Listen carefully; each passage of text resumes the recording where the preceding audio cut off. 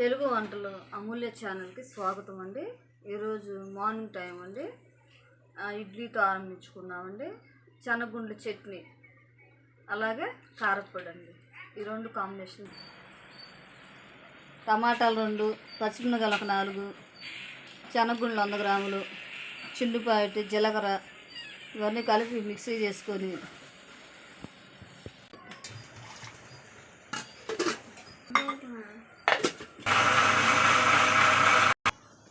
Chutney ready అయిపోయిందండి.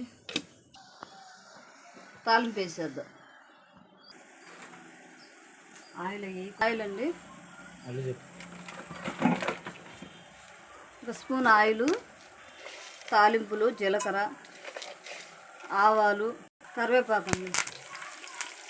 శనగగుండ్లేనండి, ఇంకేమీ లేదు. టమాటాలు 2, ఒక 6 పచ్చిమిరపకాయలు, చిన్నుల్లిపాయ 1, జీలకర్ర, అంతేనండి. అవి ఆపుకొని చట్నీ ఇడ్లీకి అయితే బాగుంటుందండి. ఇడ్లీలోకి, అట్లోకి చక్కగా బాగుంటుంది, రుచికరంగా ఉంటుందండి. అందరైతే శనగపప్పుతో చేస్తారండి. నేను శనగగుండ్లతో చేస్తున్నానండి.